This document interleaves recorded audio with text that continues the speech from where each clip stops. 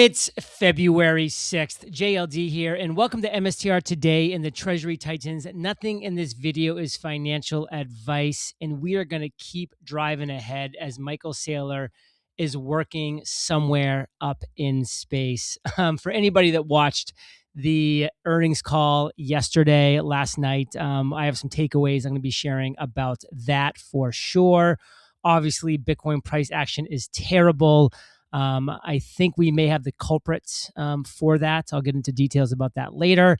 And what were some of the biggest takeaways from the strategy earnings call? And then I'm also going to be sharing with you my absolute favorite, 4-minute Michael Saylor clip from the earnings call that I think if you listen to it, it's worth listening to it again because he absolutely just, to me, epitomizes everything the strategy is and what they're driving forward towards. All right, now let's move on over to the top 5 value bombs from the strategy earnings call. I went ahead and just posted the transcript into ChatGPT and said, hey, give me the top 5 pieces of value that were shared in just one sentence each. And so number 1 was strategy finished 2025 holding over 713 Bitcoin, about 3.4% of total supply, reinforcing its position as the largest corporate holder and continuing to grow Bitcoin per share. Number 2, the company emphasized that accounting losses were driven by mark-to-market Bitcoin volatility, while its core KPI, the Bitcoin per share growth, remained on target with 22.8% Bitcoin yield for the year. Number 3 was a $2.25 billion cash reserve now provides more than 2.5 years of dividend and an interest coverage, strengthening confidence in the balance sheet during market downturns. And number 4, strategy highlighted digital credit products, especially Stretch, and this was key, especially Stretch, as the key engine to raise capital, reduce volatility for income investors, and fund further Bitcoin accumulation. And then 5, management reiterated the long-term thesis that selling digital credit to buy Bitcoin and increase Bitcoin per share is designed to make strategy outperform Bitcoin over time. So if I could just sum up the strategy call, even beyond this, I would just say it was steady the ship. It was, we have the right people who are running this company, who are running this ship, who are steering this strategy into the future. They were calm. Fong Lee was calm. Andrew King was calm. Michael Saylor was very calm. They recognized that, hey, market conditions suck. Price actions suck right now. But at the end of the day, they are very bullish for the next 2, 5, 10, 30 years going forward into the future.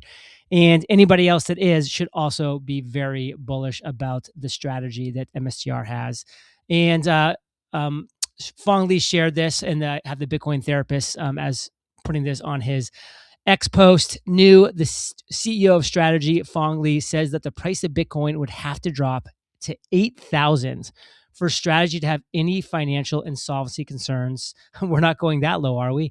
Not only did he say that, one thing the Bitcoin therapist missed is Fong Lee said it'd have to drop to 8,000 and stay there for 5 or 6 years. So that is what the danger zone looks like. So if you believe that danger zone has a possibility, then probably both Bitcoin and strategy are not investments for you. But I'm personally very comforted by the fact that strategy has such a war chest, such a fortress that they can withstand even insane drawdowns like that. Moving along, I thought this was a great post by Anthony Pomp. Bitcoin is a volatile asset. It went from 1 cent to $126,000 in about 15 years. There were many 50 to 85% drawdowns along the way. Bitcoin has averaged a global financial crisis every 18 months for the last decade, yet Bitcoin has continued to hold through all the noise. The blockchain produces block after block of transactions, and the critics take their victory lap during the drawdowns, only to get their faces ripped off a few months later in a bull market by the best performing asset since 2010. It's a story as old as time. Let the critics celebrate today. They will predict the death of Bitcoin for the 1,000th time. They will point and laugh at those who hold the asset, but secretly they know the truth. Their dollars will continue to devalue, and Bitcoin will appreciate over the long run. Scarcity never goes out of style. And Hugh says, cut me open, and it says Bitcoin and MSTR like a stick of rock. Nothing has changed except for the price of both assets. And yes, by the way, the price of both assets is not fun at all right now, especially if you have no dry powder and you just have to wait. If you do have dry powder and you're able to get your dollar cost average down, that can be a pretty fun time for sure.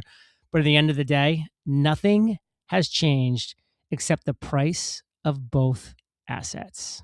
And to me, that is very true. Brian says, tone shift regarding prefs on the MSTR earnings call. Strategy is 100% focused on stretch and other prefs taking a back seat. Rightfully so. So strategy is now 100% focused on stretch and other prefs are taking a back seat. Rightly so. The derivatives ecosystem is currently being built around stretch. I'm aware of or directly involved in several such projects. And then Adrian says, as it should be, stretch is the pref with the strongest narrative and buy-in so far. And basically that's a common theme from the earnings call was like Fong Lee and Michael Saylor just kept pointing to the fact of stretch is our focus. Stretch is our iPhone moment. Stretch is the winner. And that's the one that we're going to be pouring all of our energy into because it will change the world. James says, just 434 million of Bitcoin ETF outflows during a historic decline.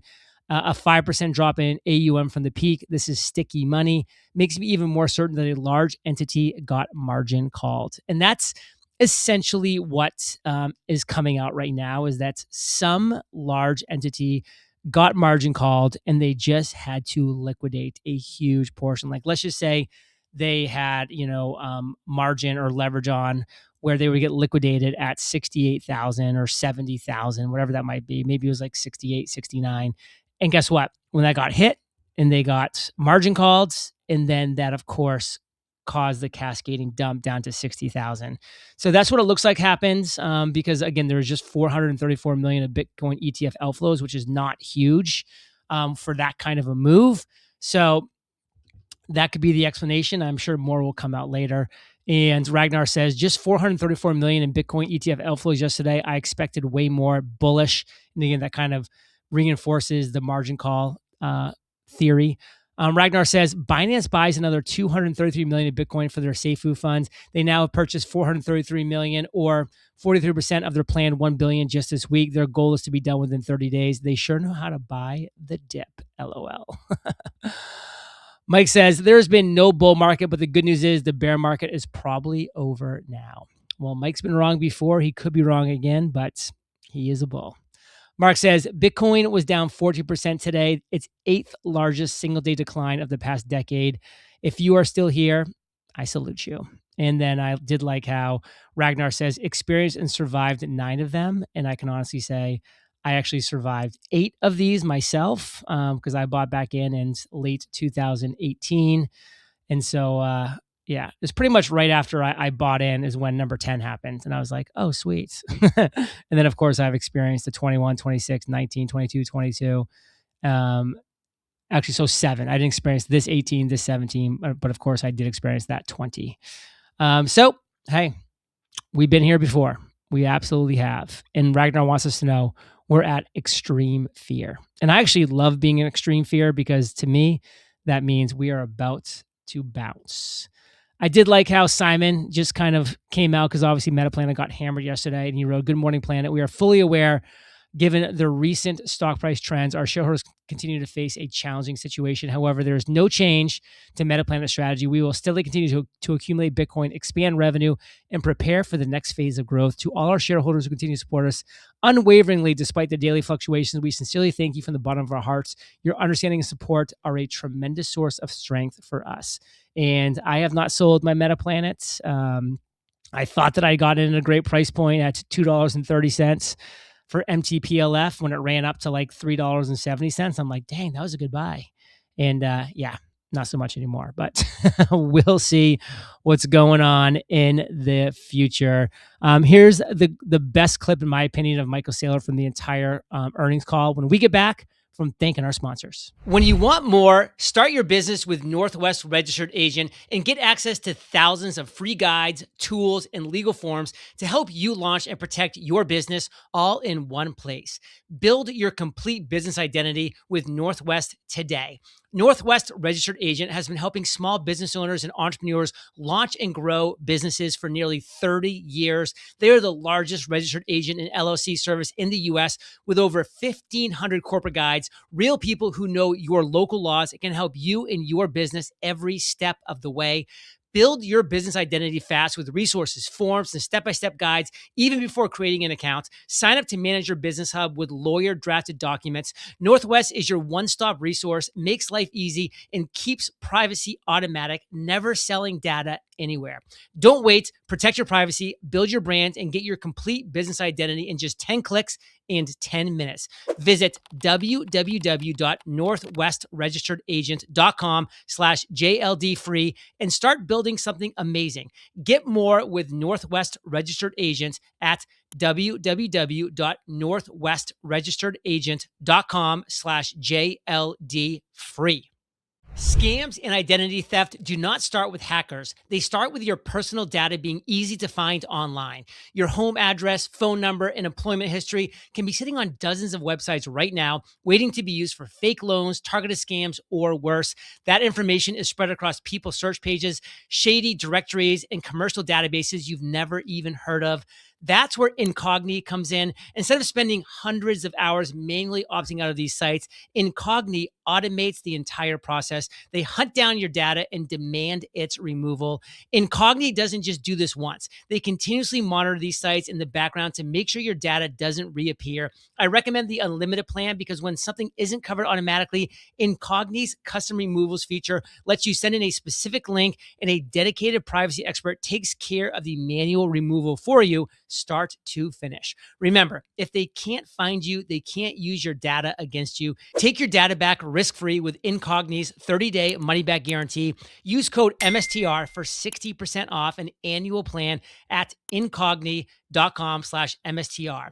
That's INCOGNI.com/MSTR. I think every business has to have an operating model that works, that adds value, if it's going to grow and prosper. So, one model is just to provide Bitcoin exposure if people in the country in question can't get it any other way. There are a lot of people in the UK that bought our stock for 4 years because they just couldn't buy Bitcoin any other way. So if there's a value proposition, in Brazil or in France or wherever, then maybe just you can be a simple Bitcoin holder. I think another value proposition is to issue digital credit, and you can see that Strive and Metaplanet have both pursued digital credit. If you're good at it, by the way, you can do digital credit and not be good at it, right? If you take on debt you can't pay back, right, then that doesn't help the company, that hurts the company. But if you're good at digital credit, that could be another case. A third would be anything that uses capital, right? So if these companies, if they want to generate Bitcoin yield, they're going to have to find some way to generate a benefit from the capital, right? You could underwrite insurance. You could support trading or derivatives trading by posting it as collateral. You could engage in derivatives trading, right? You could literally become a public company with a lot of capital that trades in the digital derivatives market, posting your Bitcoin as the collateral to take the trade and sell the volatility. It's a different business model. What do I think? I think there's thousands of companies that get launched. Many don't succeed. Some will fail. Some get launched doing one thing and then they evolve into something different. Like, look at our company. We evolved. In fact, you could argue that the most successful companies evolve through 2, 3, 4 stages in their life cycle. I mean, Apple didn't start out as a phone company for sure. And I think Elon, maybe he ends up being a robot company and not a car company, right? At Tesla. So I think that the winners will evolve and they'll find a niche. And I think that the ones that don't evolve, if you're just a holding company holding Bitcoin, not doing anything with it, might you get bought up? Yeah, you might get bought. And would that be good for you? You're a lot better off, if you have something people want to buy. For example, Sears, had a future because it had a lot of real estate that somebody wanted to own. And if they didn't own the real estate, it would have been a much worse situation for them. So I think that you're going to see all sorts of examples now, and presumably thousands and thousands of companies get launched, and they all do different things. And we're very embryonic early on, like in the first year or 2 years. 50 years from now, right? I mean, the debate will be who's the best Bitcoin-backed insurance company, right? But 20, 30, 40 years from now, and that company doesn't even exist right now. But on the other hand, what about us? Are they opportunities for us? Well, they were an opportunity for Strive. Strive did the deal with Similar, and they closed it quickly, and they were able to build their capital base pretty rapidly. So that's, we see examples of that. There probably will be some mergers and acquisitions of other companies in various space if they put together their various assets in a synergistic way. Um, our business is laser-like, monomaniacally focused on one thing right now. Uh, we want to make Stretch, STRC, the premier credit instrument in the digital world, the best digital credit in the world, and maybe the best credit in the world. If we can create a product that trades with less than 5 vol, that pays you 10% dividend with a stable, $100 value, and we pay a rock dividend. The question is, who would want that? It's like everybody would want that. Why? I mean, why wouldn't you want? Like, what's the demand for that? It's infinite. So effective. If Stretch works, it's the ideal product, and the company that can create treasury credit based on digital capital has the ideal business model. And so we generally won't get distracted, right? The number one risk for us is a dilutive distraction, right? Everything else on our capital structure that undermines the credit of Stretch, is a question mark, right? So you have to be thinking about that. And then anything we might do that looks complicated or risky or different would enter anything that introduces a question in the mind of the Stretch investor: can we pay the dividend? That's going to be deemed negative. Anything that introduces a question in the equity investor's mind: can you outperform Bitcoin? So generally, we're pretty skeptical on acquisitions because they take a long time, and then you might acquire something that you didn't want that you have to divest, and then everybody wants to talk about how and why and how long it takes. And so I wouldn't say it's not a good strategy for other companies and other investors. There are other companies and other investors for which it's a great opportunity for them, and they can make a lot of money, and they will pursue it, and God bless them. For us, we believe we've stumbled upon maybe the most promising product, STRC. After 20 capital markets transactions and all sorts of credit instruments, we think we found the best one for us and for the credit investor. And we think we found a great business model, right? The treasury company. If you can generate return of capital dividends scalably and scale up the issuance of treasury credit, you've got maybe one of the most efficient business models in the world and one of the most compelling products in the world. So we don't want to do anything that would dilute that focus, undermine the credit of the balance sheet, or distract the management team from what we see is a once in a lifetime opportunity. Focus your energy, guard your time, train your mind, train your body, think for yourself, curate your friends, curate your environment, keep your promises,